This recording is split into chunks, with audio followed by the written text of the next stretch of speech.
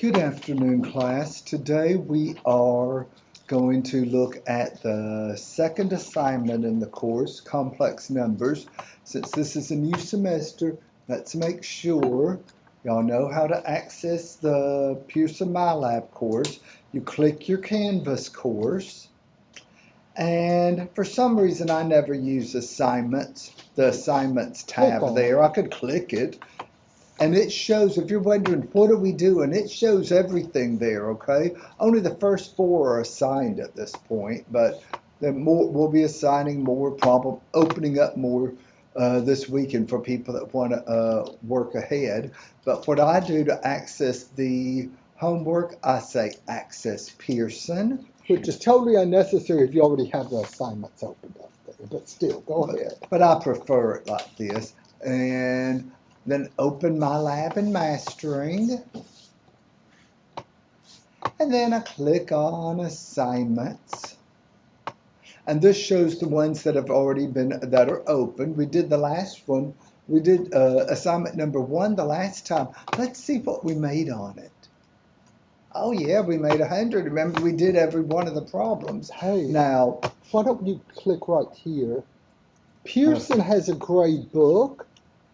And the Pearson grade book is what you use when it comes time to review the test.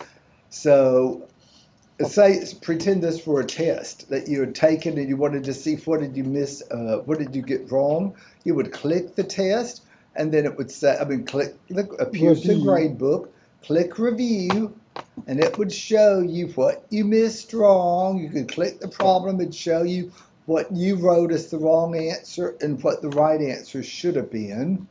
So, but we need to go back to assignment 2. That's what we're doing today, complex numbers. And remember, hopefully you don't have to watch the videos. You're here listening to it in person. So, but we have 2 of our own videos and one of the Pearson lecture videos with all the bells and whistles, the transcripts, all of that stuff.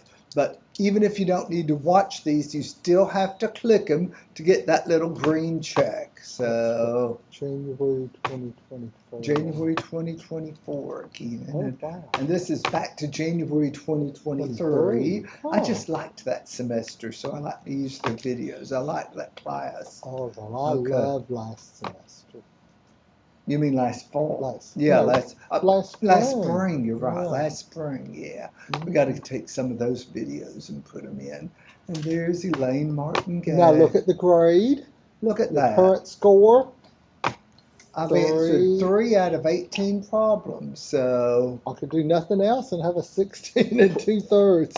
Well, but we're not going to do that, okay? Now, before we start looking at the assignments, I need to talk some. So, hold on, I got to do Maybe this. you want to review a little bit of what we've done the last time. The last time we were reducing square roots, and you'll have to remember how to reduce square roots with what we're doing today. There's going to be a lot of square roots needing reduction. So we'll be going through what we did the last time. Remember, if it wasn't a perfect, well, if you could reduce the square root to a positive integer, we said it was a perfect square, and we wrote out some perfect squares, the first 15 perfect squares, I suppose. And if it's not a perfect square, you have to ask yourself, what's the biggest perfect square that divides evenly into that number?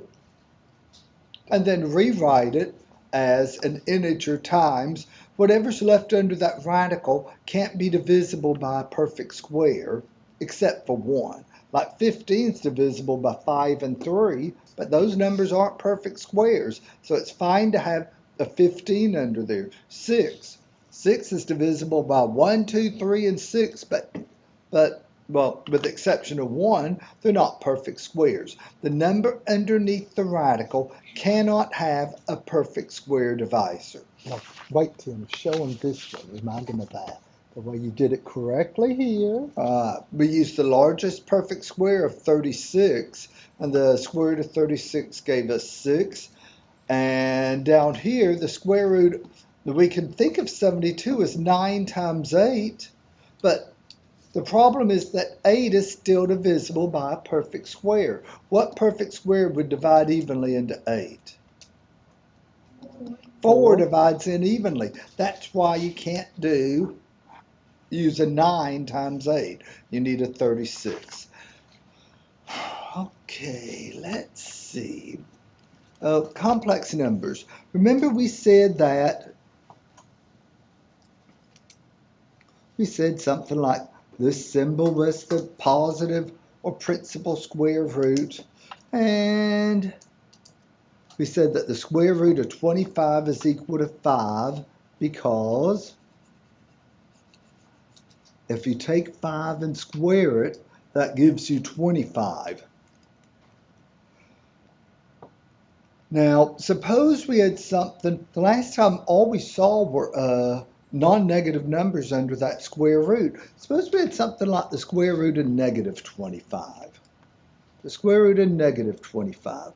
You're going to ask yourself, what number can you square to give yourself a negative 25?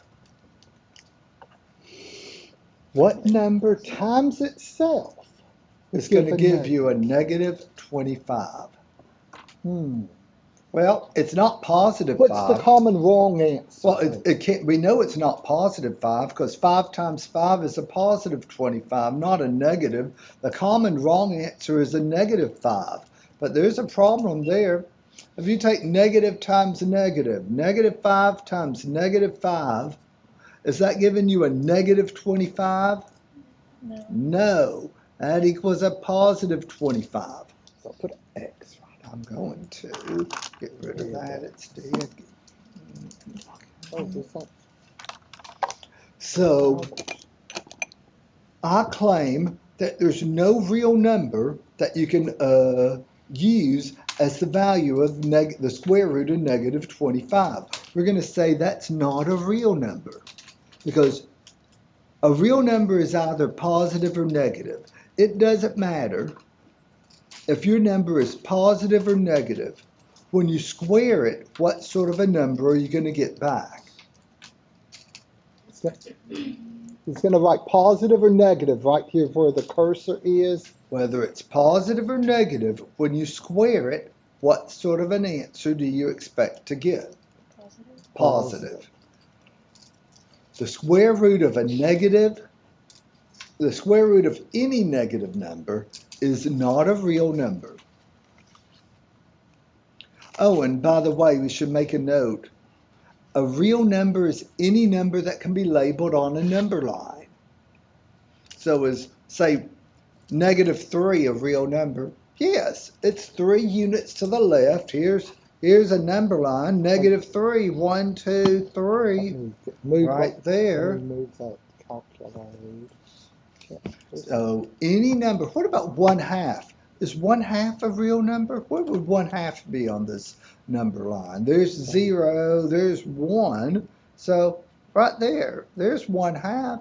What about 3.259? Where would that be?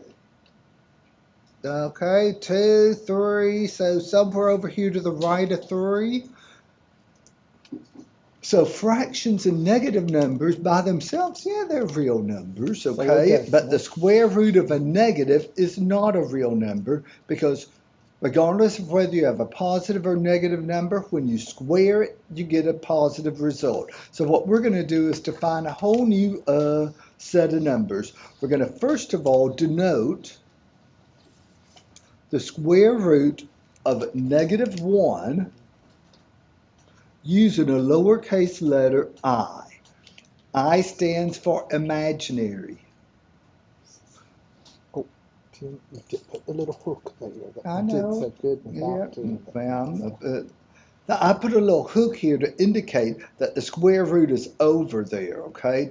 Tony doesn't like it when I do that, but I think it's important. You need to know that's the end. We're going to have, you may have square roots and something else written after it. So, using this notion of the imaginary number, we can take the square root of negative 25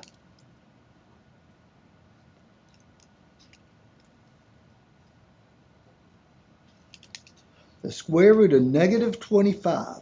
What we can do, here's how I'm going to think of it. This is the only time I'm going to show this step. I'm going to think of it as the square root of 25 times the square root of negative 1. Because positive 25 times the negative 1, doesn't that equal negative 25? And we know the square root of 25 is 5. And how are we denoting the square root of negative 1? As an I. So we can denote the square root of negative 25 using the imaginary number 5i. An imaginary number has an I stuck on it. Any questions with my logic there? So if you have a negative number under the square root, You're going to have to rewrite it using an I. Now, let's suppose I had something like, I'm going to make up another example, the square root of negative 50. I'm going to think of that. Here's how I'm thinking of it. It's the square root of negative 25 times the square root of 2. Oh, first of all, do y'all agree 25 is the largest perfect square that divides evenly into 50?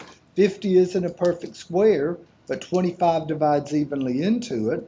Now, how do we denote the square root of negative 25? If it's a perfect square, you take the square root. The square root of 25 is 5.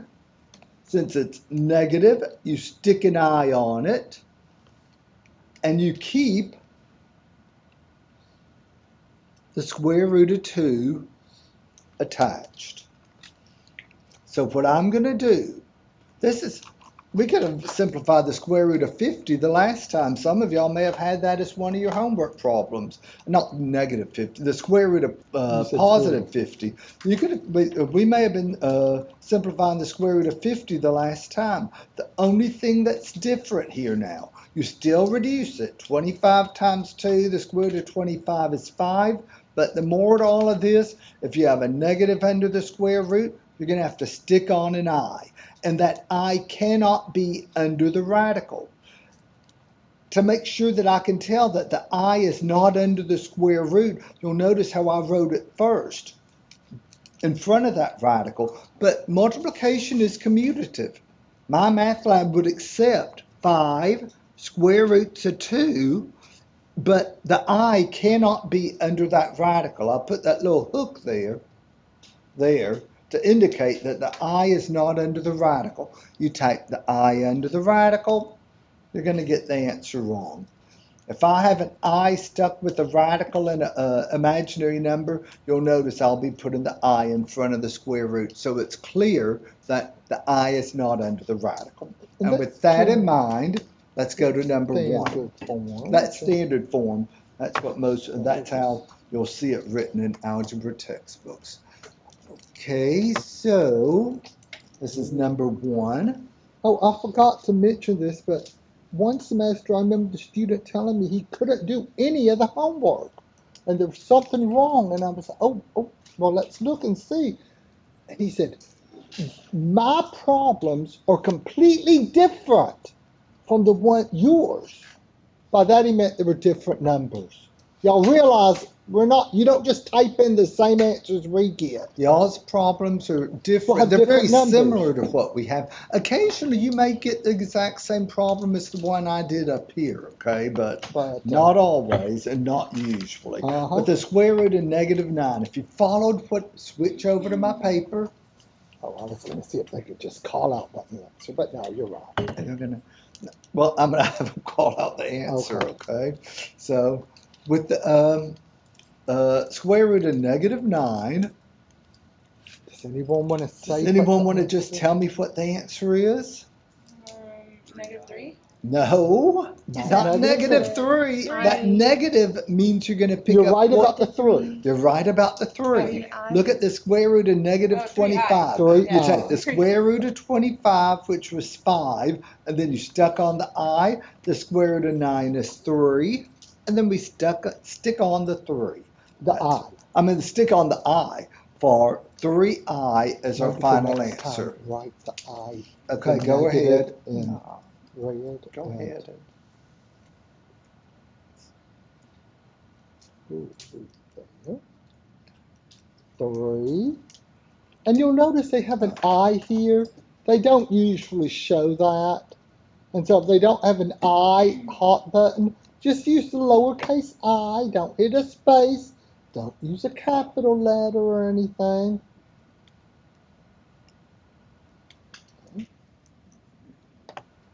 Number 2. Oh no, I moved the camera.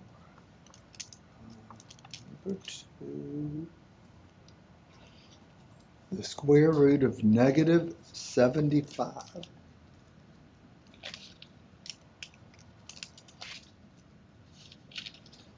Is 75 a perfect square?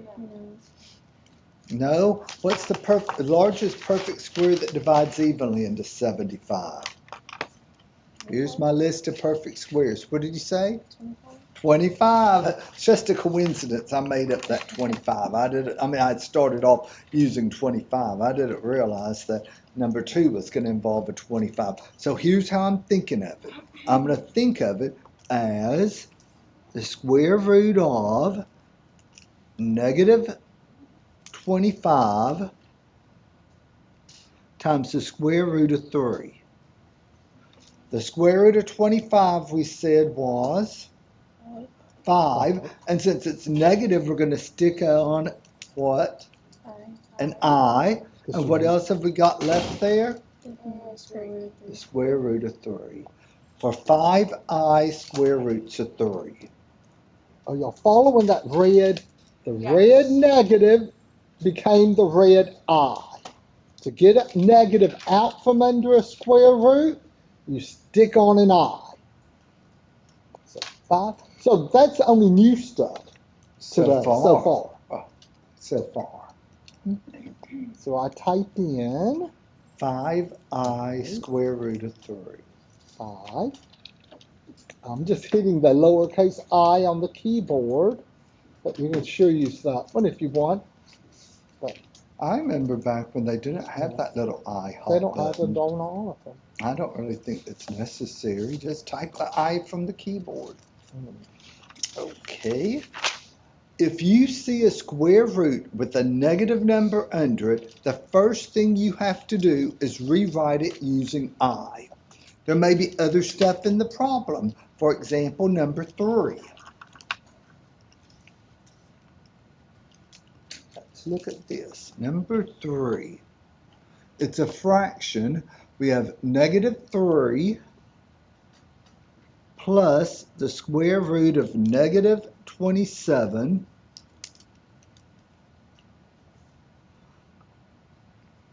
all over 3.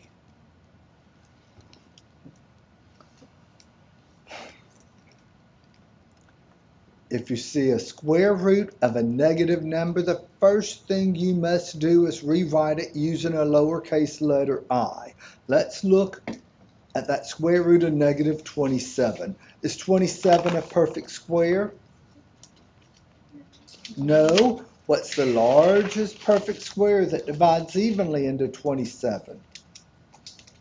Notice I scratched out 1 because 1 doesn't do anything. I agree. 9. So look at here's how I'm going to think of it. My thinking is right up here on top.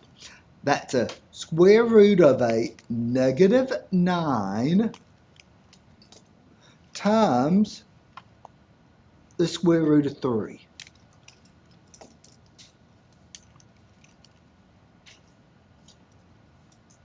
We still have that negative 3 plus, and we still have that 3 down there in the bottom. Let's simplify the square root of negative 9. The square root of 9 is 3. Since it's negative, what am I about to stick on? An I. And what else do I have left there in that second term? The square root of 3. The square root of 3. People see something like this and they just go into a cancellation frenzy. But you can't cancel a fraction when there's addition and subtraction involved, okay? You can't cancel over addition and subtraction. What we're going to do, if you have a fraction of this form with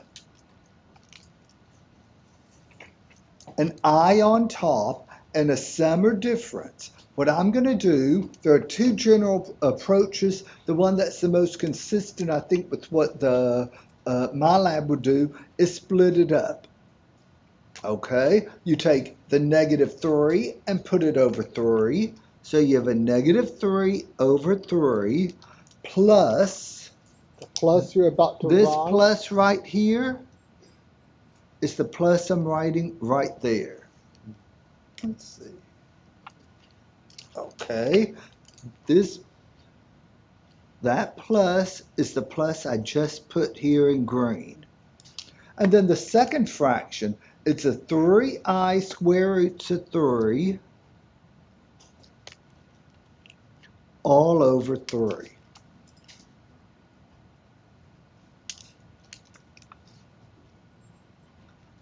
Notice here you just have number over number.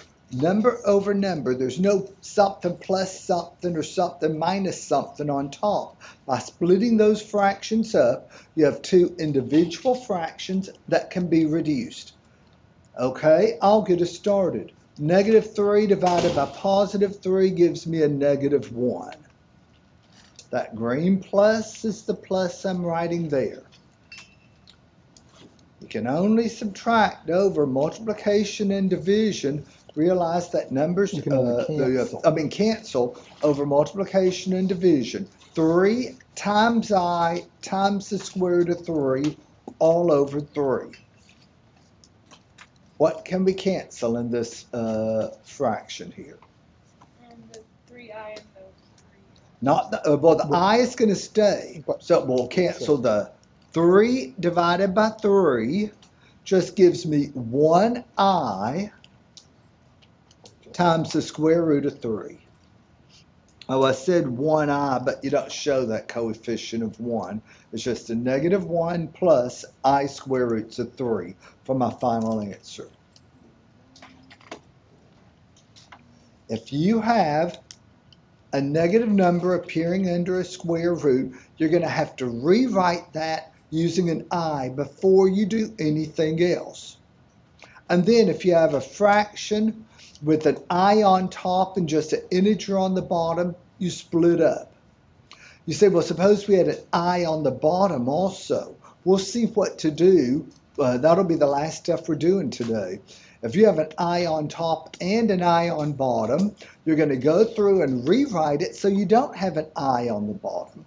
Once you just have an integer on the bottom, you know what to do. You split up and cancel the fractions individually.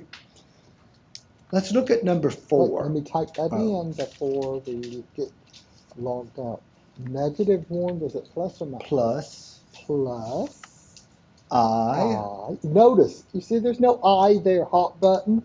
So just hit the I on the keyboard. That's why I don't get used to using the I button down here. Square root 3. We are all technical typists nowadays. I wonder what happened to that technical typist. She was retired for age. So. She was. No, actually, I just thought she was. In reality, she had to be like 30 years old or something. Yeah, she was older than me. So. Okay. Which one of these minus signs is he going to put in red? The first one or the second one? If y'all are following, which minus is going to become an I in a moment? The first minus or the second minus? The minus that's underneath the square root. So that's a 192 all over 4.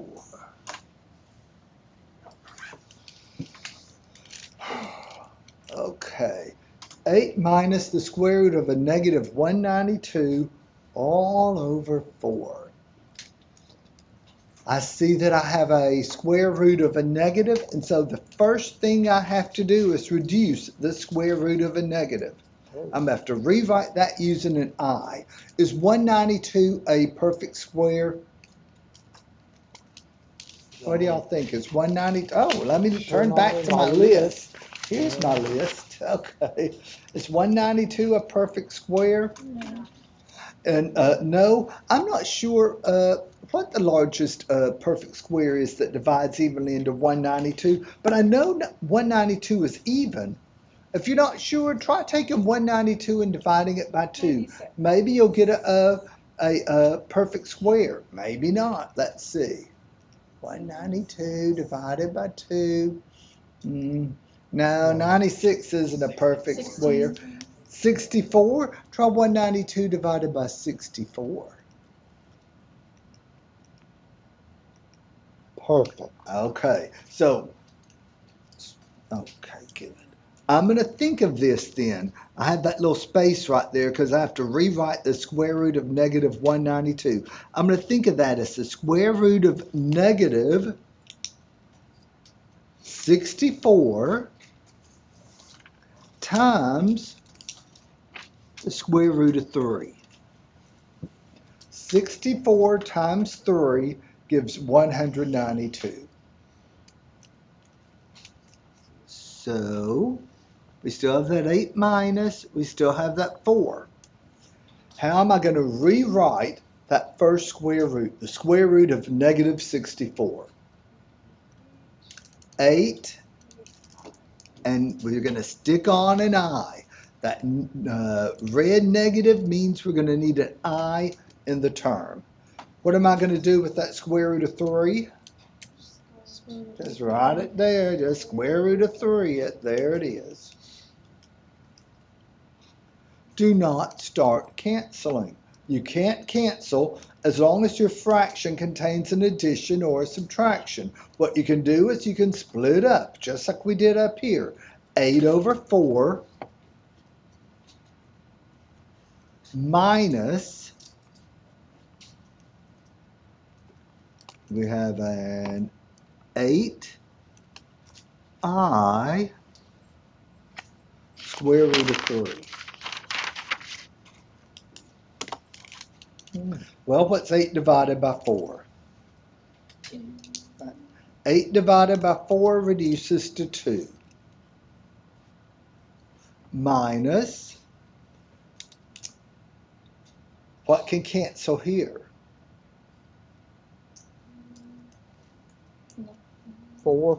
Okay, 4 goes into 8 2 times. So we have a 2i square root of 3. 8 over 4 is equal to the integer 2. And you'll notice for these the problems 3 and 4, the fractions completely canceled out. They don't have to. These were just rigged nicely so that they cancel out.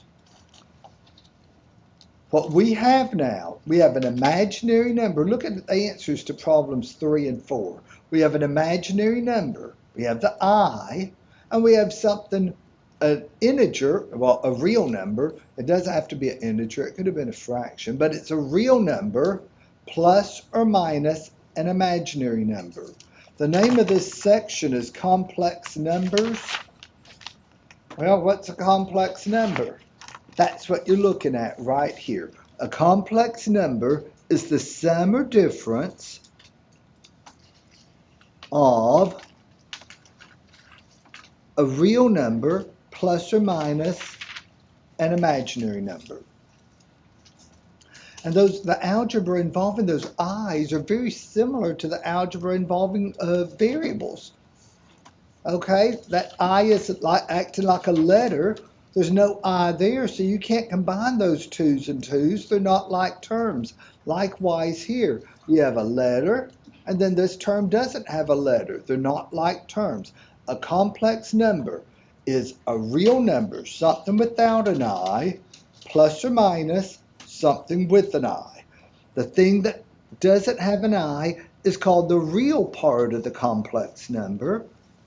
The thing that has the I is called the imaginary part of the complex number. And it is standard practice. You say, well, addition is commutative. I square roots of 3 we could say that we could reverse these things as I squared roots of 3 plus a negative 1, but don't do that.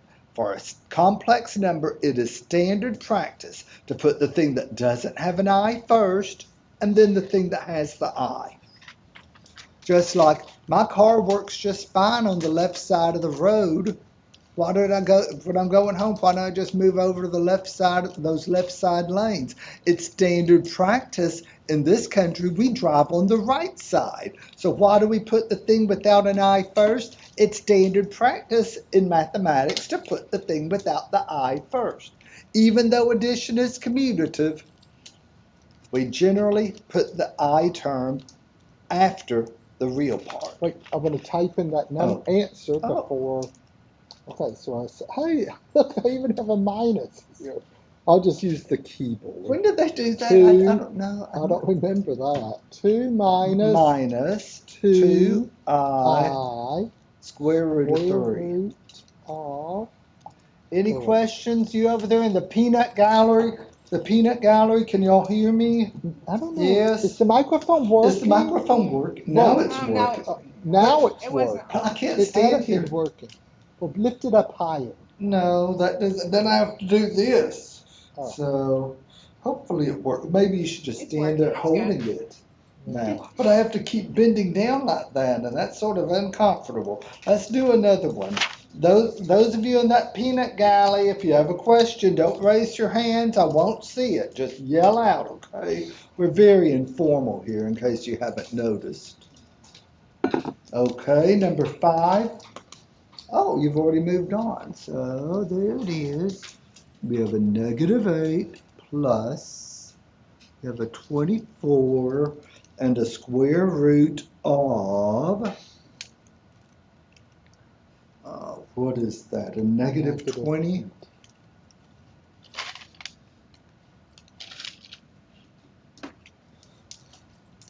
Let me make sure I didn't miscopy this. And I may as well ask, if you're following this red ink, which one of the minuses is he going to put in red? The one on the 8 or the one in front of the 20? The one in front of the 20. Because it's under the square root. Right, Yes. good.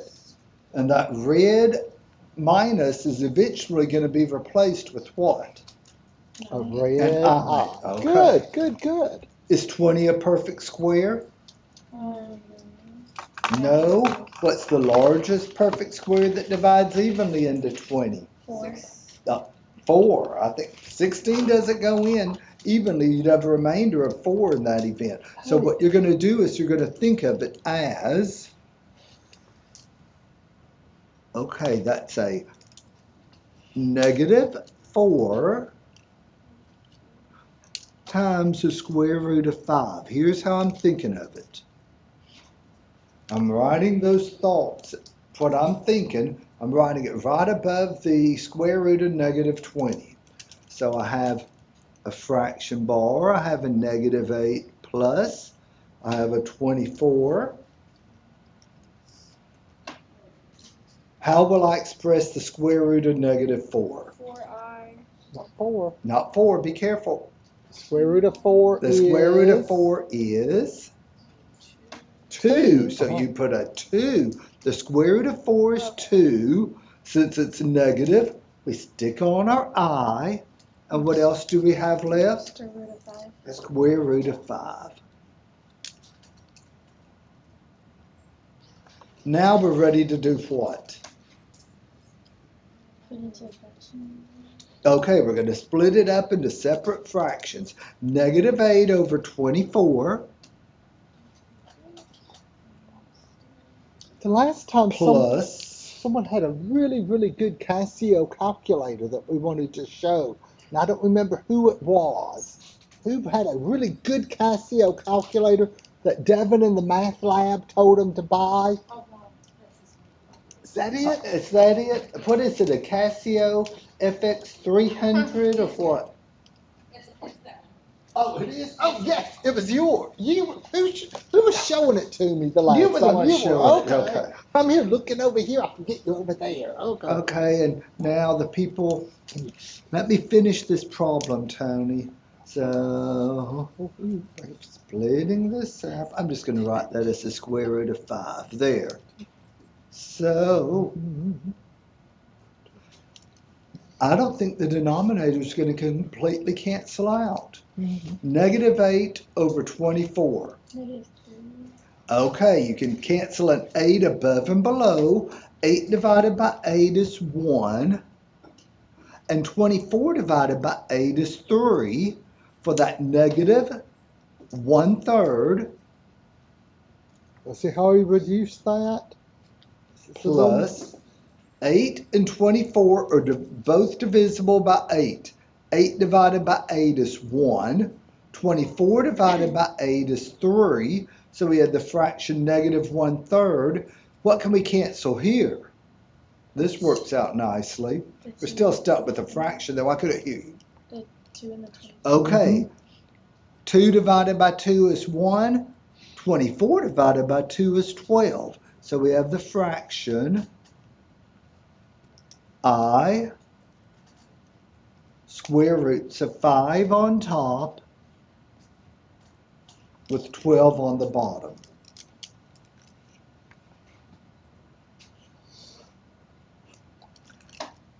Any questions there?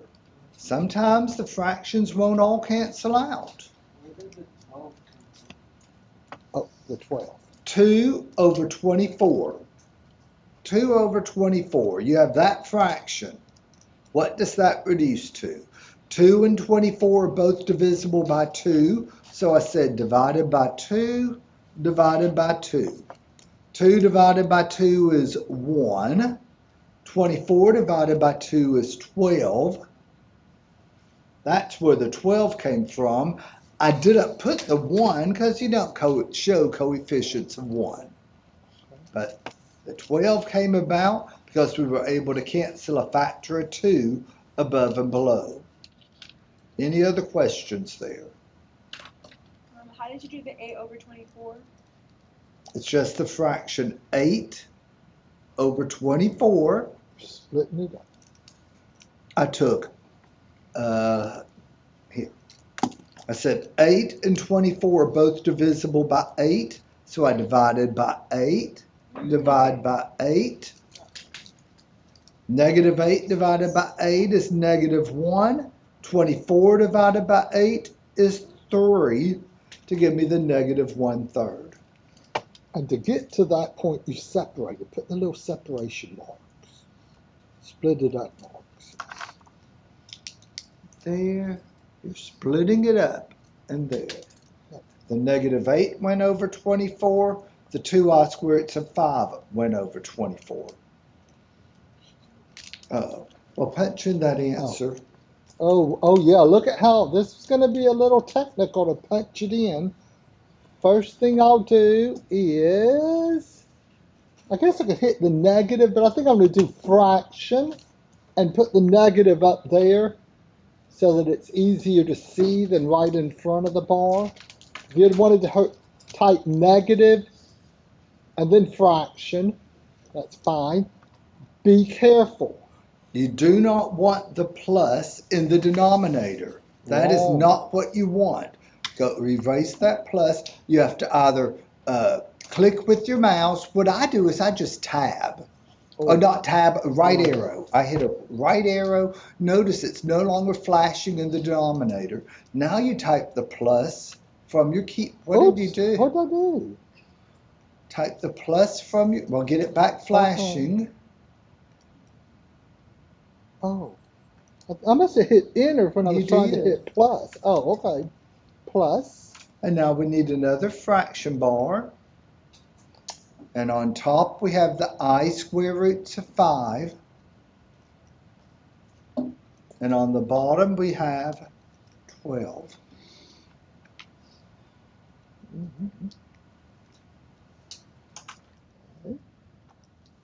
Any questions there? I remember the semester a student told me, oh, wait, in high school, my teacher gave us 100 problems. This ain't enough. And I said, you can make as many problems as you want. If you want to do another one like number 5, what do you do now? Similar question. Okay? Now, Okay, switch over, and here's a calculator that I wish we had it to use here in the class, but we but don't. Let's suppose we wanted to reduce the square root of 20. Most calculators, when you do that, you're going to get yourself a nice decimal answer, okay? What do y'all think we're going to get here when we punch in the square root of 20? Look at that. 2 square roots of 5. This thing costs under $20, and it reduces radicals for you and gives you the answer in radical form. And so if you're looking for a calculator to buy, this FX300ES Plus, it's not graphing, but we don't need a graphing we don't one. need a graphing calculator. Why are we using a graphing calculator up here? Because that's the thing that we can get on there. Yeah. Bring that back to her. Okay. I know she's getting nervous. She's worried. I wanted to show, punch it in with square root of negative 20. Now, all calculators will do this. If you punch in, Let's there's see. the square root, right? Oh, I can't see there, the reflection. The square root, let's suppose. the negative is right There, negative 20. There, it's giving you an error because it's not a real number. Your calculator works with real numbers, not imaginary numbers. So, and that's true even with this thing, the one that we have. If you try to punch in a square root of a negative number, it's going to tell you that you have an error. That's a non-real, look at that, non-real, I thought it said non-real solution. It says non-real answer. Okay. By non-real, it means imaginary, but it doesn't say that. Okay? Okay. Oh, it's yours. And yours works just as exact same? Yes. Oh, okay. So Devin came and talked to the class on Monday right at the very beginning, and he was the one that addition and recommends that subtraction. calculator, and I do too. If you must know, if you don't have a calculator, boy, that helps you out with that. With if the numbers are small, okay, but every now and then when you have, what was it, the square root of 192? So that would work real fast. Addition and subtraction of complex numbers, it's just combining like terms. The algebra of the I is very similar to the algebra of just a variable x. So for addition and subtraction of complex numbers, we're going to go through and add, subtract, multiply, and divide, by the way. Just like we added, subtracted, multiplied, and divided radicals yesterday, today we're adding, subtracting, multiplying, and dividing complex numbers.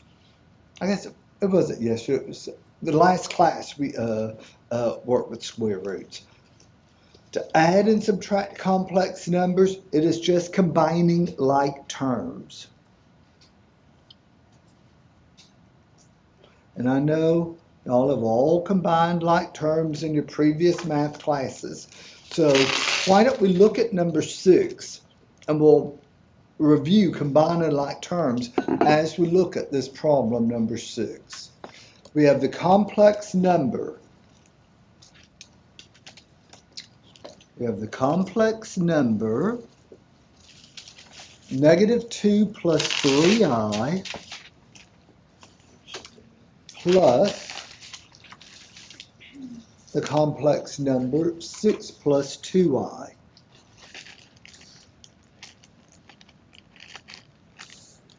It's tempting when you see that 6 plus 2i, a lot of people will bring in an 8 right on. No. I can't even imagine where you're getting that. That's 6 plus 2i, that you don't right think? there. Okay. Treat the i's as if they were x's, just variables. To combine like terms with variables, you look, okay, I see a set of parentheses. Do I have something there in front to distribute? We know if there's something in front, that's how I get rid of the parentheses, by distributing. Is there anything there to distribute? Just to assume 1, multiplying by 1 doesn't change anything. So this first set of parentheses are unnecessary. I'm just dropping them. Negative 2 plus 3i. I just dropped that first set of unnecessary parentheses. Now I'm going to look at the second set of parentheses. What's in front of those parentheses to distribute? Once again, it's just a positive 1. Multiplying by positive 1 doesn't change anything. So we keep the positive 6 plus 2i. Do I remember doing this with variables? I bet you the ones that you would see with variables usually had the x's first and then the constants. But it's still the same idea. You remove the parentheses and then you combine like terms. The negative 2 and the positive 6 are like terms. Those are the real parts. There are no variables there. Negative 2 plus 6 gives me a positive 4. Now let's look at the 3i plus the 2i. That's the same thing as if we had seen 3x plus 2x. 3x plus 2x. What would that be in terms of x? You'd have 5 x's in that event. You keep the variable part, you add or subtract the coefficients. Same thing here, you keep the letter part, I. In this case, you add positive 3 plus 2 gives you a positive 5. So 4 plus 5i. And you can't combine the 4 and the 5 because the 4 doesn't have an I connected to it. And while 5i plus 4 is equal, because addition is commutative, the instructions specifically say they want the answer in the form a plus bi. So that means the real part followed by the imaginary part. Typing in your answer. 4 plus 5i.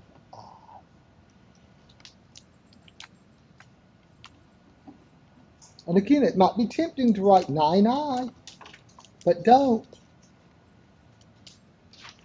Number 7. Any questions there? Addition and subtraction. It's really like addition and subtraction of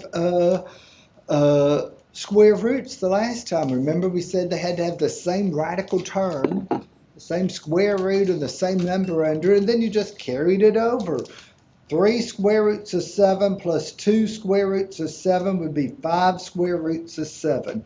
Combining adding and subtracting radicals, the same concept that we're using for adding and subtracting complex numbers. Looking at number 7.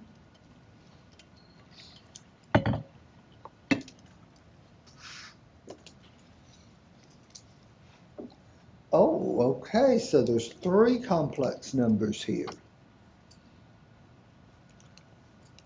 We have the complex number 3 minus 4i minus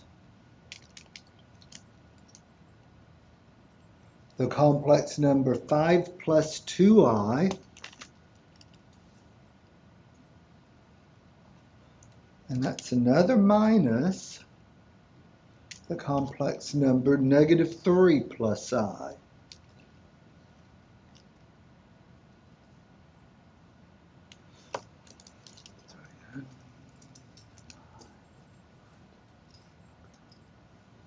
Okay, switch to my paper. When combining like terms, you have to get rid of the parentheses first. Looking at the first set of parentheses, once again, there's nothing there in front to distribute other than just an assumed 1. So that's an unnecessary set of parentheses. We'll just drop the parentheses and carry down the 3 minus 4i.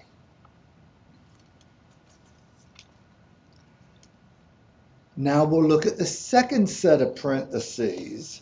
The second set of parentheses is not an unnecessary set. When you look in front of those parentheses, what do you see there?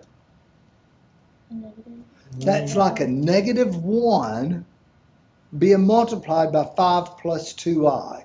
If you distribute that negative 1 over the 5 plus 2i, what impact is it going to have on the 5 and the 2i? So that positive 5 times a negative 1 will become a minus 5. That negative 1 times a positive 2i will become a negative or a minus 2i. Remember, When you're combining like terms, if you have a minus in front of the parentheses, to get rid of the parentheses, you have to go through changing the signs. With that in mind, just call out what I'm going to write here for that last complex number. Sine plus 3, keep going, minus, change the sign, and an I. Now, we've removed the parentheses, so we'll combine the like terms. Start with the things that don't have an I. The 3 minus 5 plus 3. Well, 3 minus 5 is negative 2. Negative 2 plus 3. Negative 2 plus 3 gives me a positive 1. 3 minus 5 is a negative 2, plus 3 gave me that positive 1. Now we have to, okay, we just combined the things that don't have eyes, so I've scratched those out. Now we have to look at the things with eyes. We have a negative 4i minus 2i. Uh-oh, I don't see a coefficient on this side. If you don't see a coefficient, what number do you assume is sitting right in front of that I? 1. A 1, okay. So you have a negative 4 minus 2. Do y'all see where I'm getting that? Here's my scratch work. Negative 4 minus 2.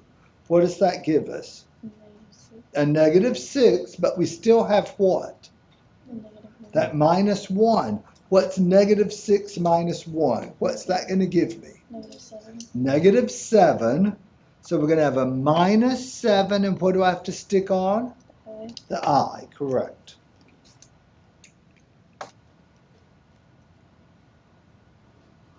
For a final answer of 1 minus 7i. Any questions there? If you follow that, then you know how to add and subtract complex numbers. Any questions? For 1 minus 7i as my final answer. 1. Any minus questions? 7.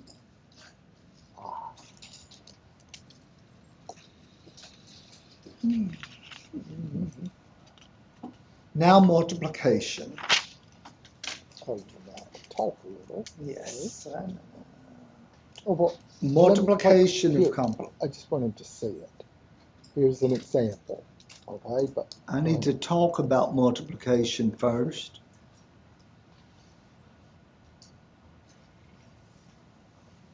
Multiplication of complex numbers.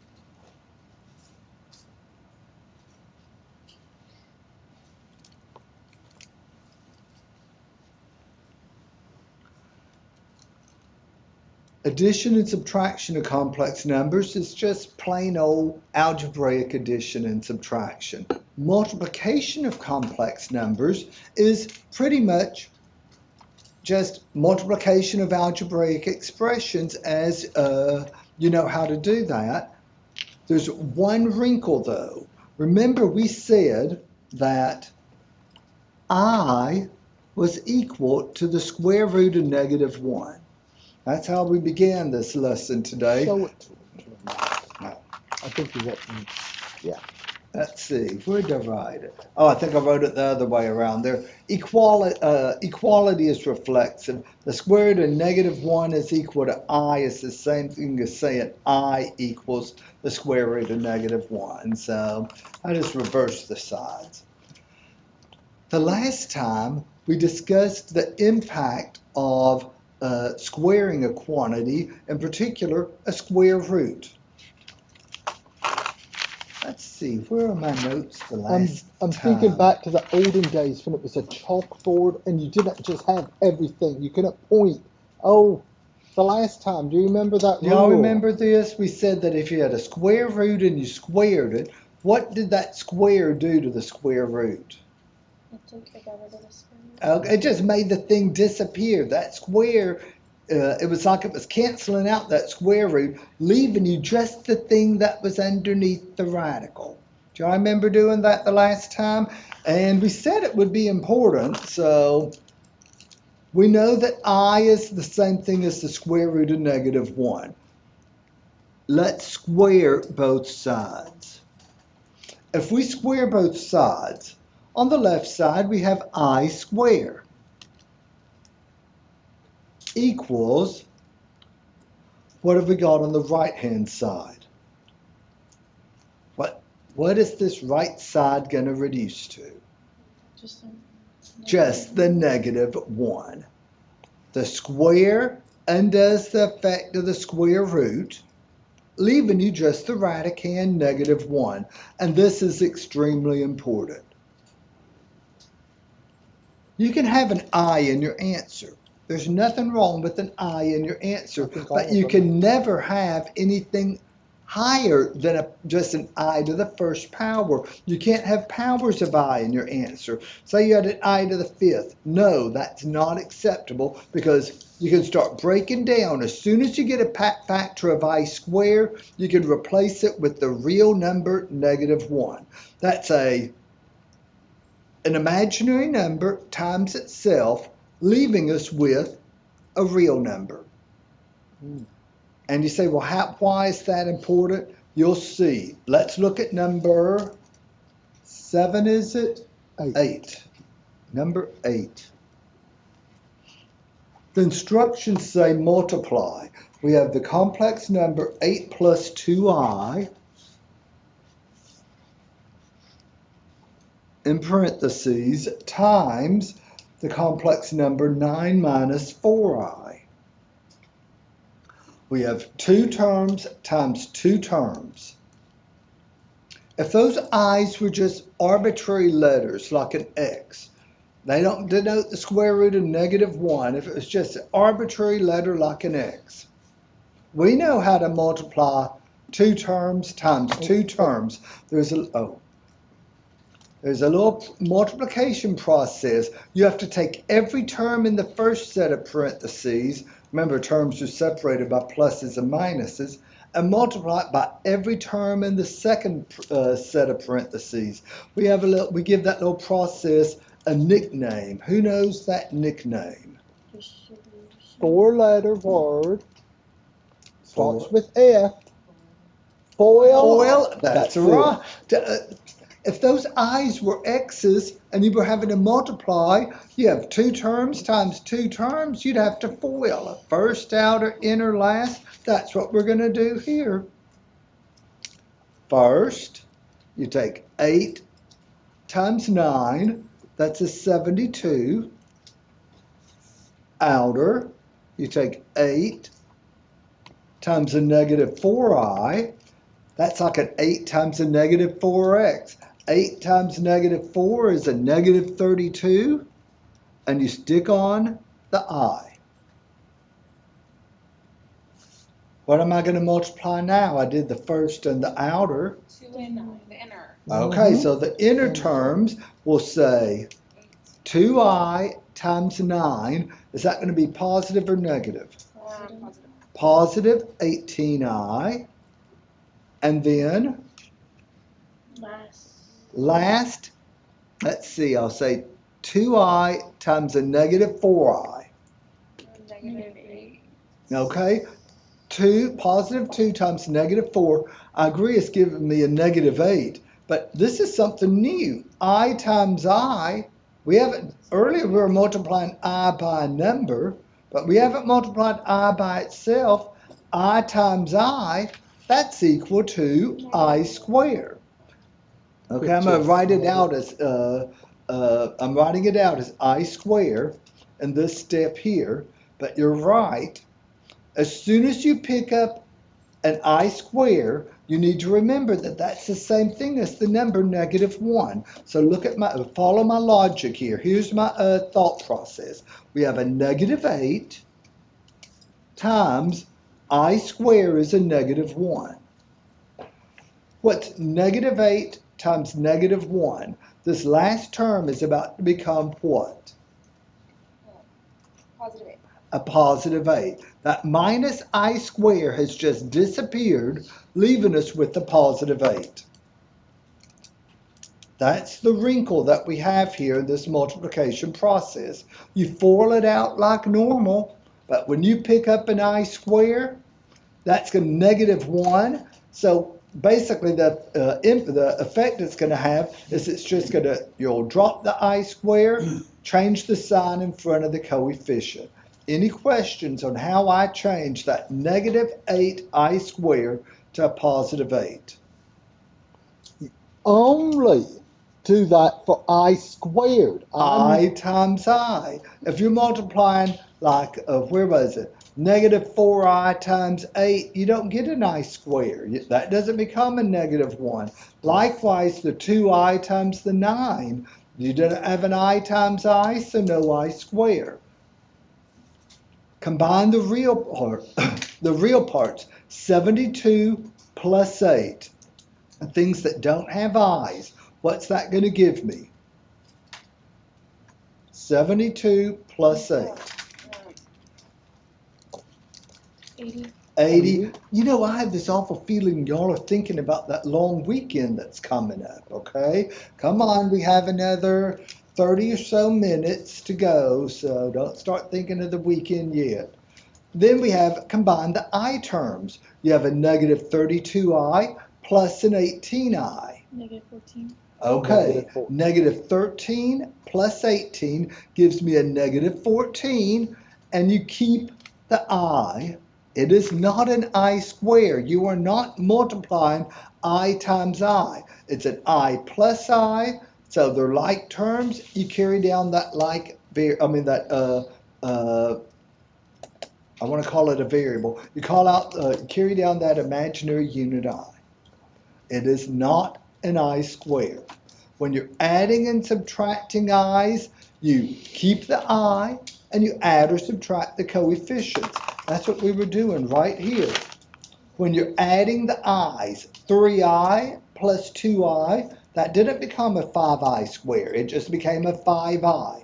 It's when you're multiplying I times I that you get an I square. And as soon as you get that I square, what I'm going to be doing is I'll then be marking that out and writing the actual value without the I square in that term, as that term. What do y'all think a common wrong answer is here? When you see that 80 minus 14, do not think 66. I don't think any of my students are thinking that, Tony. I think you're I don't wrong. think my students are thinking that because they know there's not an I here, so they can't combine those two. And why? But when you Just because we glance at told it them. and see 80 minus 14, some people want to put the want to subtract them. Wait, what do we do with the +8? Oh, That's 72 plus Oh, that's 8. the The other things way, that okay. don't have the I's. Did y'all hear that question? What happened to the +8? We combined the things that don't have I's. 72 plus 8 gave me an 80. You need to see another one. Type in this example and then we'll do another one. I'm going to type in the answer. Type in the answer. 80 minus 14. Notice if you put a capital I, it doesn't look good, does it? Notice how It will accept it. But if you get into a habit of using I's, I remember I had a student whose tablet automatically defaulted to capital letters. No, it didn't. She had it set that way, okay? And so, but no, do not use capitals. Do not hit space bars. If you always use lower cases and no spaces, you won't have a problem.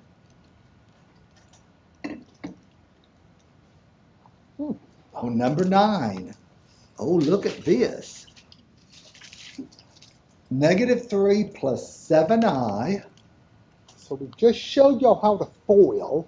The most basic problem-solving strategy is if you know how to do one problem, you know how to FOIL, and you see something new, ask yourself, Can I make this problem look like the problem that I know how to work? Did y'all write this in such a way that it's a FOIL problem? I'll tell you right now, Just write it twice, yes. if it's a sum or difference and you're squaring it, you don't just square the terms individually. That's going to become a problem, a recurring theme in this course. If you have a sum or difference that's being squared, you need to write it twice and FOIL it out. You don't just square the -3. You don't square the 7i. There's more to it than that. So here we go. First, I'm waiting. First, Oh, 9. 9. let's see if it called up. Oh, outer. We have a -3 times a positive 7i. -21i, I agree. Inner, we have a positive 7i times a -3. What's that going to give us? Another -21i. And last, we have be careful, we have a positive 7i times a positive 7i. That's going to give me a 7 times 7 gives me that positive 49, and I times I is I square. What am I about to do with the positive 49 I square? Remember, I square is equal to -1. So that's 49 times a -1. I'm marking that out, and what am I about to write here? -49. Very good. Any questions there? Y'all tell me what I'm going to do now. Okay, so the things that don't have eyes, we'll combine the 9 and the... Okay, 9 minus 49, what's that going to give me? A -40. And we have a -2i, not No. -2i, -21i minus 21i. What's that going to give me? -42. Okay, a -42. I heard the -42. I didn't hear the rest of it. I. Good. Don't And write I I square. square. Write just I. And when you're doing the homework, if you type an I square, if you write an I square, they'll say, oh, that's wrong, and they'll give you a chance to correct it. Do you get that chance to correct it on a test? No. No.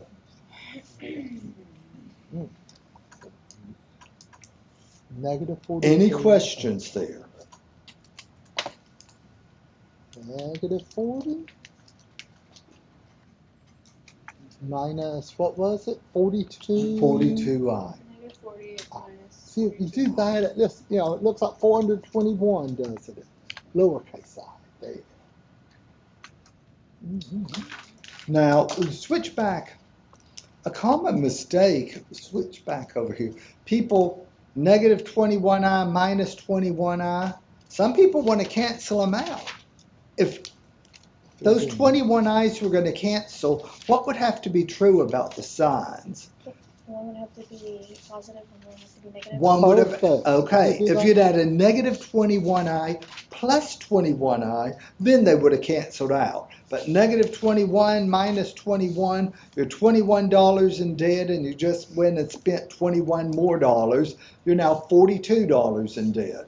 -21 minus 21 is -42. Any questions there? Number 10. Okay. This I don't think is going to be FOIL. Don't tell them. I'm going to let them figure out how we're going to multiply these. Well, I was going to give them a hint that it's going to be a D word. But you, well, you told them that they didn't have to FOIL. I was going to ask them that, and then. Oops. Oh goodness.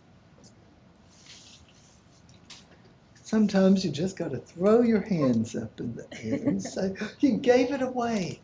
Oh, goodness. It's like that Christmas our mother, I don't know what Mama was doing buying our father a Rolex anyway, and me having to tell him as I was like maybe 5 years old. I remember sitting in his lap, and Mama had that. It from a jewelry store, obviously, okay. And I Yeah. remember telling Daddy, I won't tell you what's in that box, but all I'll tell you is you wear it on your wrist. Oh, goodness.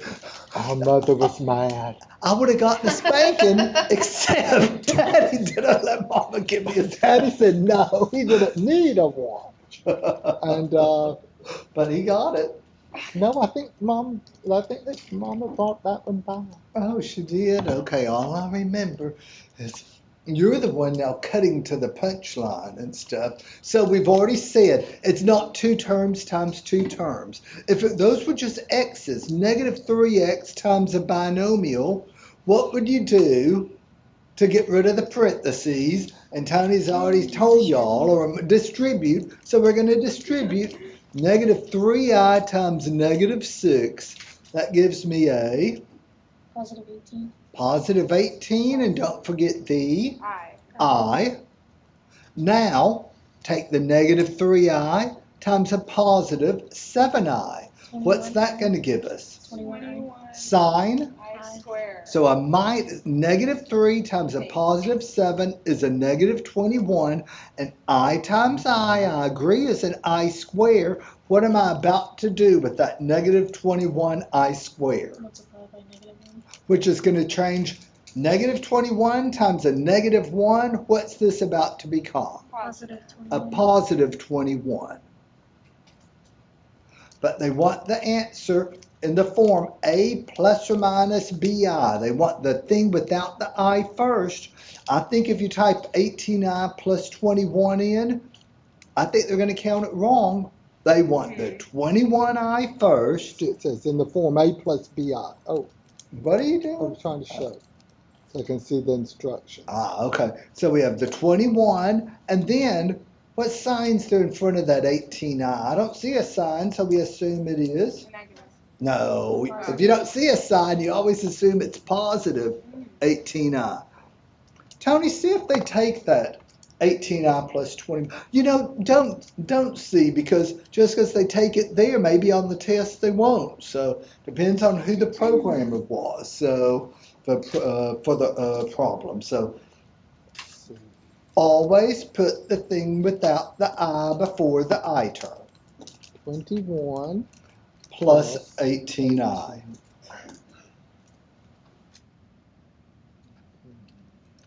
Any questions there? Number 11. Uh-huh.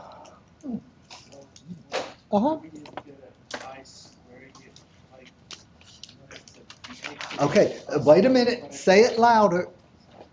So when you get an I squared next to a number, you just cross it out and when it's a negative, it's a positive. And change the sign of the coefficient. Yes. That I squared is a negative 1 times a negative 21. It gives you a positive 21. Multiplying by a negative 1 does nothing more than just change the sign on the number. Look at that plus 49 I squared. What did it become? It became a minus 49. Negative 1 times 49 gave us that negative.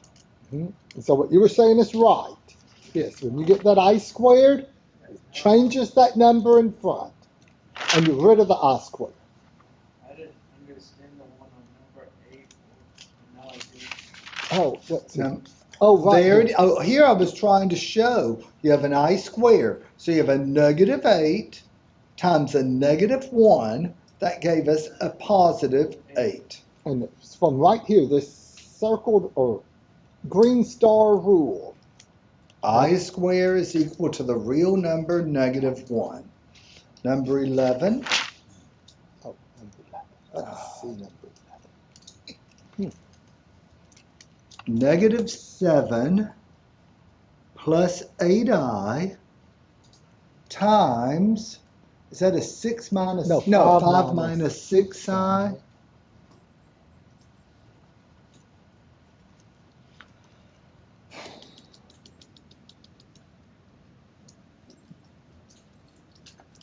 Well, let's make sure I didn't miscopy. Okay.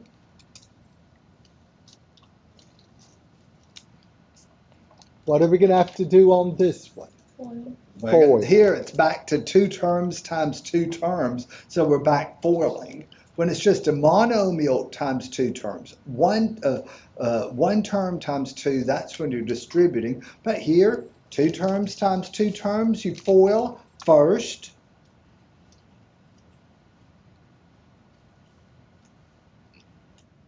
-7 times 5 gives me a Negative 35. -35 outer. -7 times -6i gives me a Positive 42. -7 times -6 is a positive 42. Stick on the I. 8i times 5 gives me 40. a positive 40i. Positive 8i times a -6i. Positive 8 times -6 gives me a Negative 48. -48, and I squared. times I gives me an I square. What am I about to do with that -48 I square? Multiply it by -1. Which is going to give me Positive 48. a positive 48. So we're just dropping the I square and changing that number in front. What are we going to combine with that positive 48? The negative 35. Okay, the other thing that doesn't have an I. -35 plus 48, that's the same thing as 48 minus 35, that's 13. So we have a 13, 42i plus 40i. What's that going to give me? Plus 82i. 13 plus 82i is my final answer. Any questions?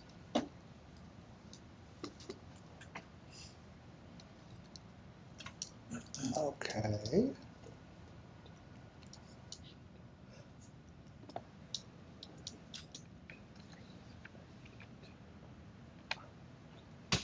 Thirteen plus 82, all right. Mhm.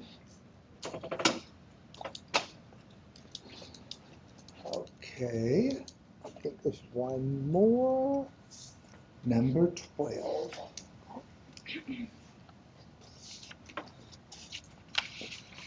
We have 7 plus 9i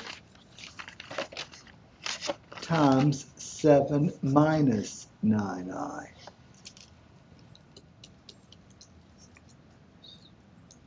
Distribute or foil?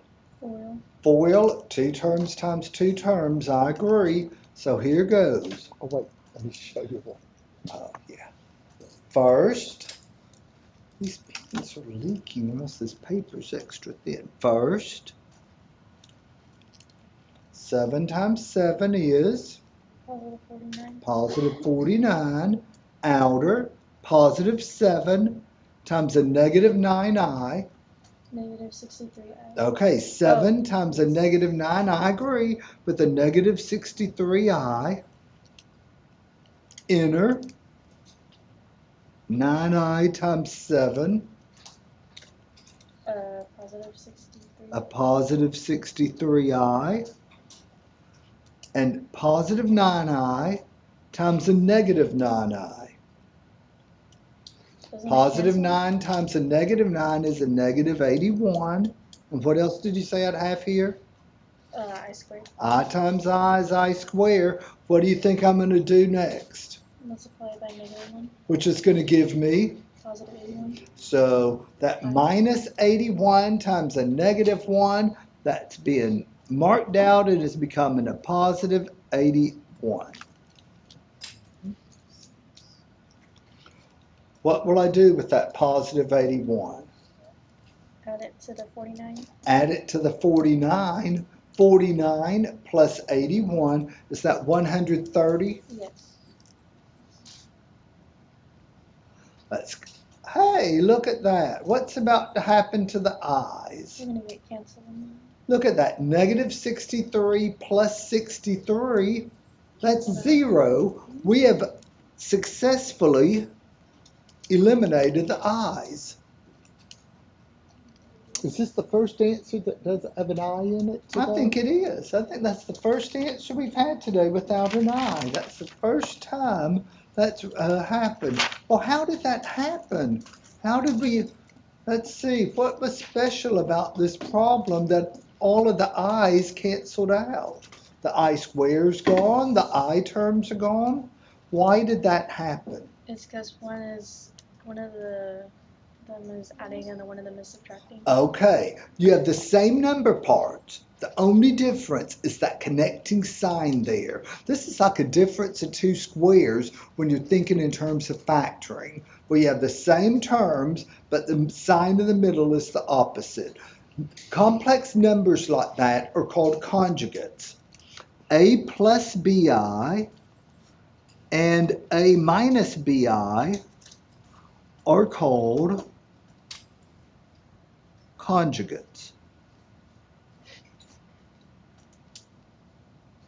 So if they differ only by the middle sign, 7 plus 9i and 7 minus 9i. And what's significant about conjugates, if you multiply conjugates together, you get a real number, not an imaginary number. All of the i's cancel out. I'll say, when multiplied,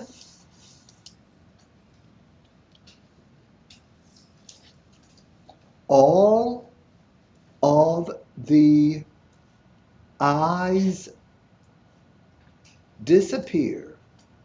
Either because I square is -1 or they cancel out right there. The product of conjugates is a real number. Remember, product is what you call the answer to a multiplication problem. Maybe I should have said, when multiplied, no I appears. I'll say, no I is left in your answer. So you're multiplying two conjugates. Yes. Hey, I have an idea. We have time? Yeah, we have time. Let me type this in. You want to do another one like this? Okay. 130? 130. Okay. Let's do one more of that's number 12. Here's a similar question. Again, you can have, as many as you want. Are there going to be any i's in this sense? No. Do we have the complex, do we have conjugates? Yes. Yeah, they're the same numbers except the middle sign. Okay? So 9 plus 2i times 9 minus 2i. And just bear with us. There's a reason we're carrying on about these conjugates.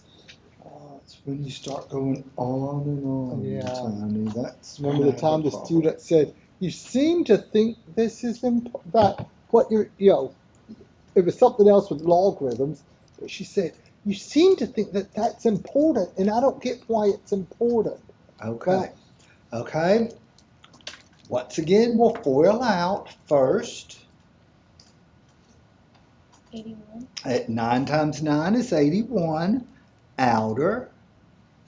-18i. -18i. Inner. A positive 18i. Okay. Last. 4i squared. Sign. It's a positive 2 times a negative 2. Negative. So a negative 4i squared. And what are we going to do with that negative 4i squared? Multiply by -1. Which is going to give me what? All that's going to become a positive 4. Now read What are we going to combine the 4 with? The 81. Okay. 81 plus 4 is 85. What's about to happen to the I terms? Canceled out. These are conjugates. Notice the only difference is that connecting operation, and when multiplied, there should be no i's left. And sure enough, negative 18i plus 18i cancels out, leaving us just the real number 85. Any questions there? Let me go ahead and get this one right. 85. Answer. So we've added, subtracted, multiplied. Now what's the only operation remaining? Divide. Dividing. Now we're going to divide complex numbers. Here. Oh wait, no. Let me. You want to see that? I'm going to show it to them, although you're going to have to tell them a little something first. Okay. When we talk about division of complex numbers, we don't mean that old long division symbol.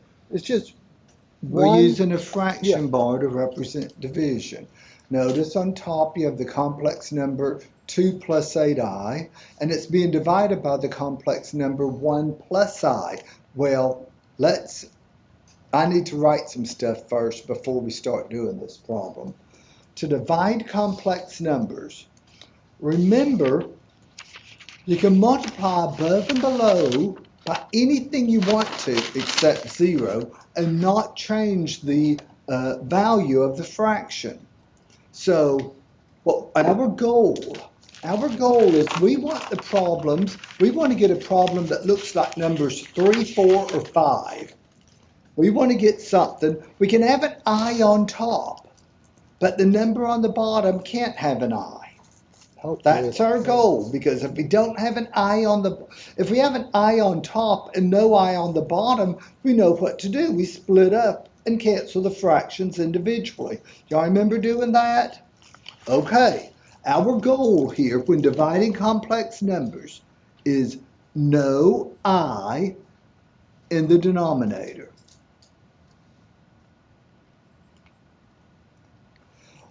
We know when we're looking at fractions, we can multiply above and below by anything we want to. So look back at that problem number 2. That problem number 13. What could I multiply above and below by? It's going to get a little messy. But what could I multiply the denominator by so that I don't have an I down there in the bottom? I have a 1 plus I. Okay.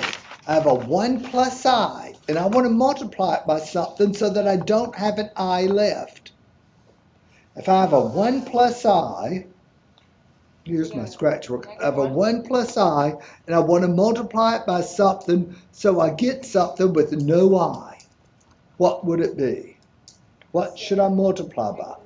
Okay, just change, not the -1. What sign do you change? This. Oh. That one right there. The conjugate, A plus BI and A minus BI. If you have a 1 plus I and you multiplied it by a 1 minus I, you wouldn't have an I remaining in the answer. So here's our procedure. Whatever the denominator is, you're going to multiply above and below. I think I'm losing y'all. Multiply above and below by the conjugate of the denominator.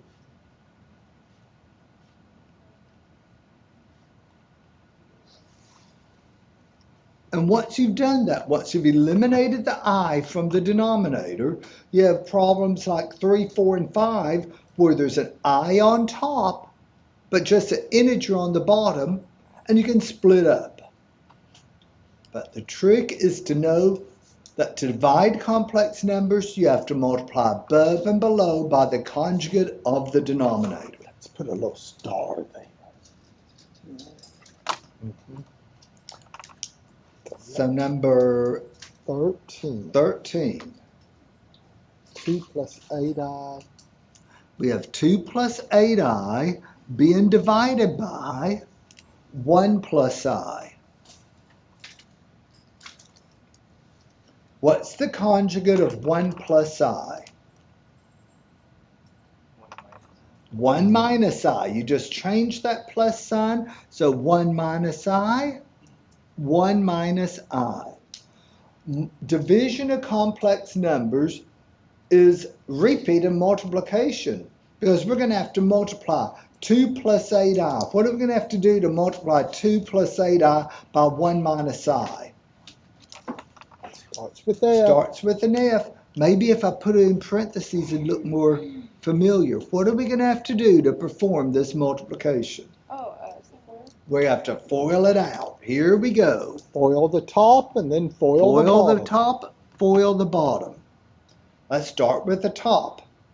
FOILing out the top. First, 2 times 1 gives me 2. Outer, you have a 2 times a negative I. That's like a 2 times a negative 1i. What's that going to give us? Negative 2. Don't forget the I. Inner 8i times 1. A positive 8i times a positive 1. They know. No, I'm going to wait. Okay. I have nothing better to do the rest of the day. I don't need to get out early today. So 8i times 8i times 1 gives me a plus 8i.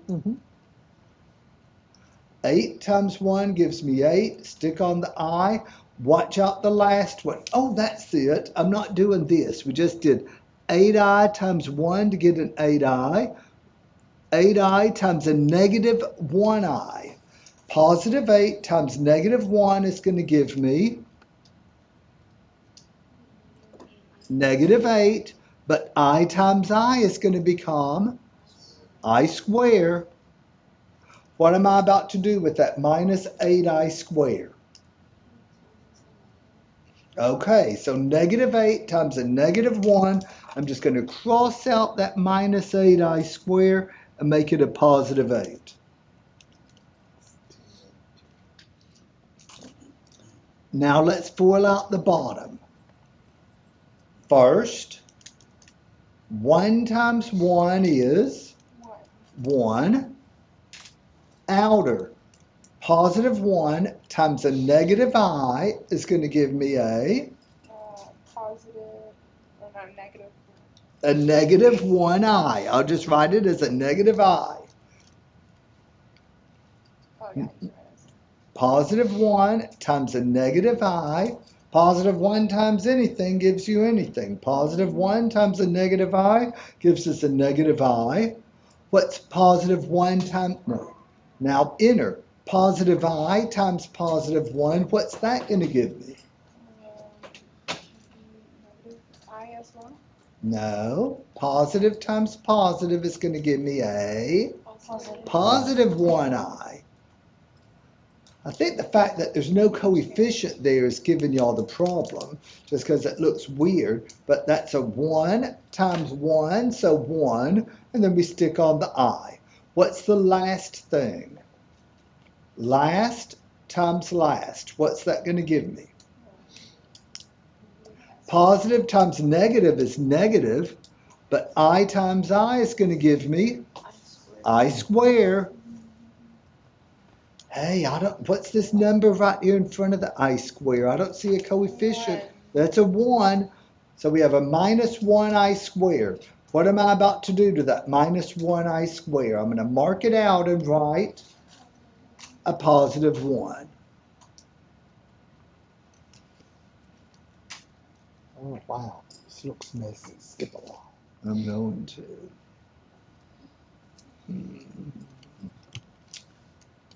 Let's work on the bottom first. What's the denominator? 1 minus I plus 1. That's it, but let's simplify it, okay? We can combine the things that don't have i's. Was it just 2? 1 plus 1 is 2. That's correct. What's about to happen to the negative 1i plus 1i? I'm going to cancel. That's why we multiplied by that conjugate. We wanted to get rid of the i's from the bottom. And by doing that, we no longer, all the i's have canceled out on the bottom. Well, let's combine the things on top that can be combined. What am I going to combine this blue 8 with? The 2. 2 plus 8 gives me a 10. What about negative 2i plus 8i? 6i. That's a positive 6i. Any questions up to this point? The 6 isn't squared, right? Hmm? The 6i isn't squared, right? It is not Okay. squared. Because we're When you're adding. adding, the Okay. only time you get an I square is when you're multiplying I times I. During the multiplication stage, Okay. you have negative 2i's, and you added 8 i's, that gives you 6 i's remaining. Okay.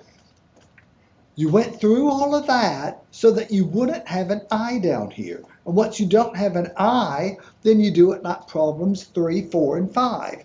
You have a summer difference on top with an I, an integer on the bottom, you split up 10 over 2 plus 6i over 2. 10 divided by 2 reduces to 5 plus 3 divided by 2 No, reduces. you gave that. 6 divided by 2 reduces to 3. 3. Don't Right. forget to stick on your I. Wow, so 2 plus 8i divided by 1 plus I is 5 plus 3i. Think about what that's saying. Think of the division algorithm. 8 divided by 4 is equal to 2. Why does 8 divided by 4 equal 2? Because 2 times 4 is equal to 8. So what we're saying here, 2 Let me plus punch in the 8i. answer, Oh, and okay. then it'll look neater. It'll look neater. 5 plus 3i. 5 plus 3i, is Right. that what it said? So X that out. So what this is saying, if you take 5 plus 3i and FOIL it with 1 plus I, 5 plus 3i times 1 plus I, once you combine like terms and get rid of that I square, it's going to give you 2 plus 8i. Wow. Certainly not a, Let's obvious do answer. another one. Let's do another one. They're beginning to panic, I can tell, Tony. So don't panic. And I'm going to write big. I was trying to write small. I was trying to save paper. But you know something? This is no time to try to save paper. And a negative 5 minus 2i. Okay. All we're told is to simplify. They don't say rationalize the denominator. They don't say multiply by the conjugate.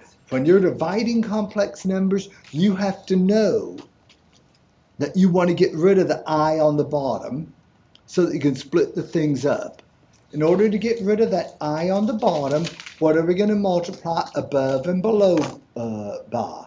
Remember, I said multiply above and below by the conjugate of the denominator. What's the conjugate of negative 5 minus 2i?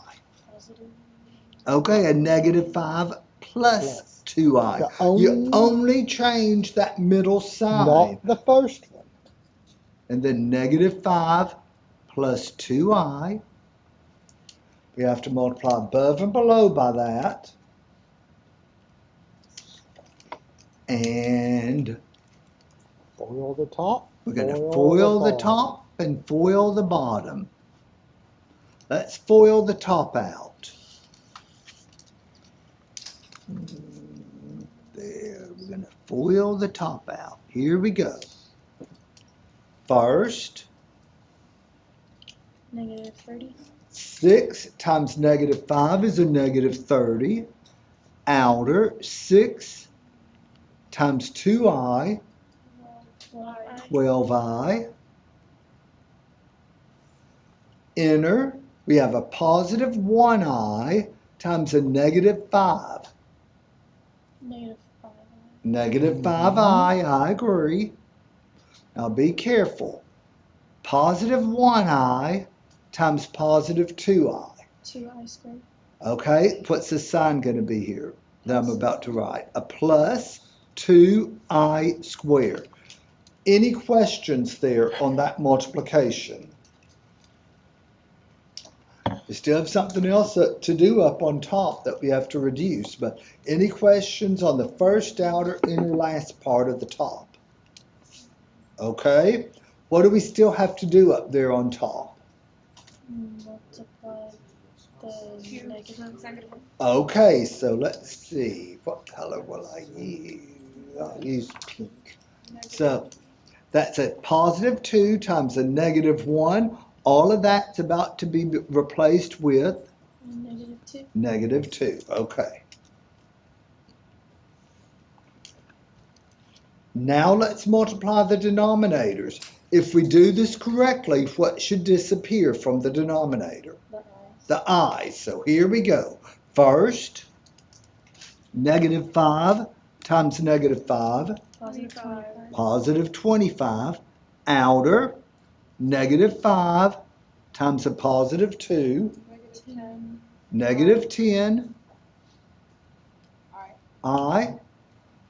Now the inner, negative 2i times a negative 5. Negative times negative gives me positive 10i. Are we looking pretty good? Are the i's canceling out at this point? Yes. Yeah, Mhm. okay. Yes. And Negative 2i times positive 2i. Or I squared. Sine. Negative 2 times positive 2 is a? Just so I squared? Wait. -4. Okay, negative 2 times positive 2 is a negative 4, and I times I is I squared. And what is that minus 4i squared about to become? +4. Okay, a negative 4 times a negative 1, that becomes a positive 4.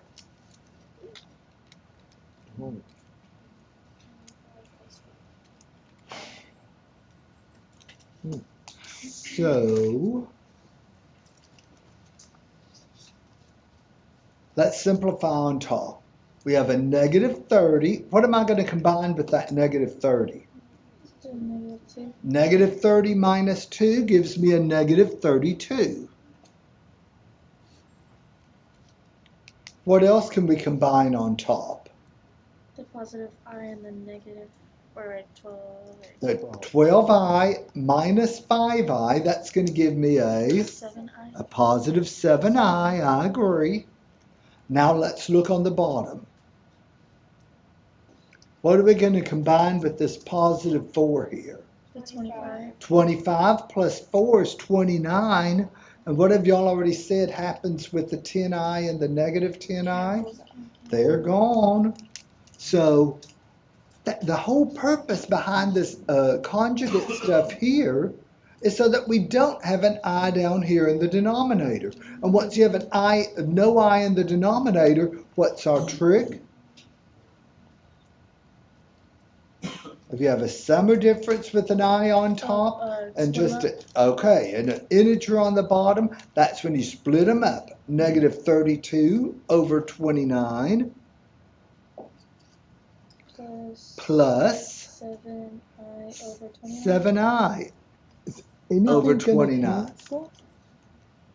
I don't think this has happened before with these fractions. There's nothing, we can't cancel. 29 is a prime number. It's not going to divide, none of the factors will divide evenly into 32. 7 doesn't go in evenly. So it was messy going through all of this. But once you split it up, what do you do to get your final answer? Nothing, just box it in. Any questions there? Mm-hmm. Could you leave it as the other one? No, they will not count it correct. Well, Sometimes it might, but it doesn't always, okay? I'm just so curious. Would it count it correct? And even if it did, well, you can punch it in there, but whoever programmed this problem probably isn't the same programmer that did number 14. This So is much 14. of this, think about how This many, is 14. number 13. How many different programmers have worked on this MyLab program during its history? I remember the 2006 and 2007 versions. It wasn't nearly as sophisticated, Oh, but shoot. it's still all building off of. What did you do, No Tony? idea. Here. Okay. I'm going to try it. I'm going to see, will it count, take the negative 32 plus 7i? Sometimes on certain problems it does, and some it doesn't. I still think this I is know. a bad, Well, because suppose okay. it's not taken. I want it to be consistent. And so to be consistent, they're saying no, they're not taking it, and I'm glad. Well, read what it Oh, says. look at what it says. Your answer is equal to the correct answer. It's not in the correct form. Split it up. Okay, they want it in the form real number plus or minus imaginary number. So let me go ahead. Just wipe that all out, and I'll start all what do over. y'all think he'll do first? Negative 32 over 29. Well, he's going to use the little fraction hot button. That's 2. over 29. I like plus, the is negative this right what he here, but wants? you could put it in front of the fraction. Is that what he wants? Oops. Oh, what the heck are you doing? Try- Oops. Oh no, I did it again. Every time I'm going to hit the plus. Okay, this is our last chance, Tony. I'm going to type it in so that we don't have to do it all over again. How do we know it's the last chance? Y'all see where it says final check? Watch me check. Just Then plus. Okay. Okay. Then we want a 7i over 29. Now, click down at the bottom to type the 29. And is that what we had? Yes. Switch back to my paper. So for a I'm glad moment. you asked that question. Would it take it? No. It would Okay. not. Every now and then it will on certain problems, but it depends on generally who it the little. will not. It's not the old-fashioned days when one person wrote a book. There's hundreds of programmers around the world that Pearson has writing the code, and if that programmer, it says right in the form A plus BI. That's why it wants you to write it like that. There's one other thing I want to point out. Oh, let me- 7i over 29. There is another way you could enter it, type this answer, okay? Oh. You have a negative 32 over 29 plus. What you could do is move that I out to the side and write it as 7 over 29, and then they stick the I out beside it. So either one of those would be acceptable. But that just seems like one extra step. So I think it's I'll just easier to leave it. type it in with the I up on top. Yeah, I think it's easier also. And the problem with using this form here is invariably people start typing the I in the denominator. No, you can never have an I in the denominator. If you don't want that I on the top and you move out beside, you make sure you're typing it beside the fraction, not in the denominator. I think we have one more problem. And it's the last one, so what do I say? It's gotta be the hardest one. 2 divided by 4 minus 9i. 2 divided by 4 minus 9i. So in this particular problem, we're not dividing two complex numbers. It's a real number divided by a complex number.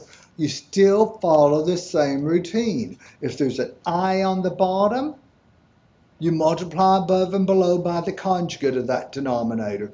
What am I going to be multiplying above and below by here? 4 plus 9. 4 plus 9i. Good.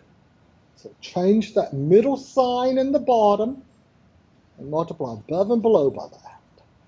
Okay. Oh, we're going to have to FOIL twice here? How many times are we going to have to FOIL? We've been foiling. We had to FOIL Oh, look at twice, that mess up numerator and denominator. Are we going to have to FOIL twice here on number 15? No. On the top, it's a What are we going to D have word. to do? For It's the not top. 2 terms times 2 terms. What are we going to do on top? Combine Be more specific. What's by 2 by 4? Okay, you're going to distribute the Oh. 2 times the 4, 2 times the 9i. So on top, there's not 2 terms there. So this is actually easier than the others. I Just know. multiply, multiply. Usually What's the that going to last give problem us? isn't hard. First, no, not first. 2 times 4 is 8. 8 plus 2 times 9i is 18. 18i. Now let's do the bottom. Are we going to have to FOIL on the bottom? Yes. Yes, because it's 2 terms times 2 terms. First, 4 times 4 is 16. Outer, 4 times a positive 9i 36. plus 36i. Inner, 9i, negative 9i times 4. What's that going to give us? Negative 36. A negative 36i. And then last times last. Be careful. Negative 9i times a positive 9i. Negative 9 times positive 9 gives me negative 81. But the I times I, we pick up that I square.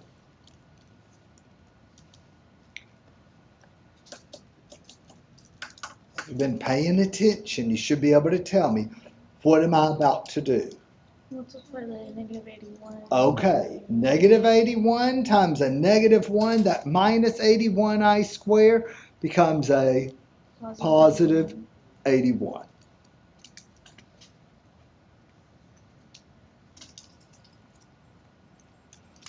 So we have an 8 plus 18i all over. What have we got on the bottom? 97. Okay, so you take the 16 plus 81, that's giving me a 97. What's happening to the I terms? Cancel it out. Canceling out. And are we going to leave our answers like this? Split it. Split it up. You got to go 8 over 97 plus 18i over 97. And I think 97 is a prime number.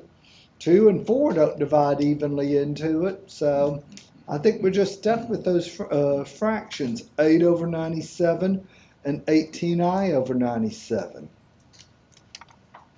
for my final answer. Let me do this.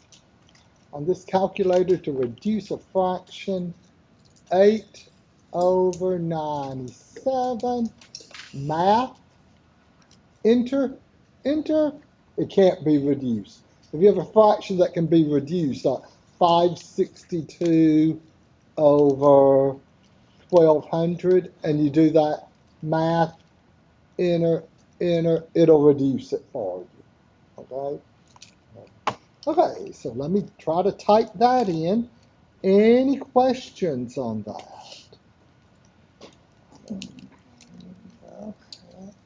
I said we finish up at 4. And Okay. I Oh, think let me we're go about- fast. Uh-oh. If you just have a simple fraction, If it's just fraction of number over number, then you can use the fraction bar. the slash bar, you mean? 8 Slash 97. I didn't use the hot button. Right arrow. I don't want the plus down there with the 97. Plus. 18i. You didn't put the Oh, plus. shoot. No. Plus. Now I'm going to go ahead and put the fraction there.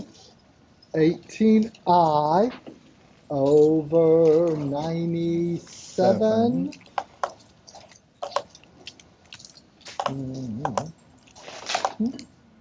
So at this point, we have 100. The Pearson gradebook will show 100. It then syncs with Canvas. Sometimes students email me, oh, Right. it's not that supposed fast. to be automatic, but it is. Sometimes it is. Sometimes it is. But you should see your grades on Canvas, and sometimes they're a little slow to update, but it'll If you get have it any done. doubt as to what your grades are, you can always, here on the Pearson gradebook, click Grade book. Wait, That'll do. okay, yeah. I'm thinking Canvas.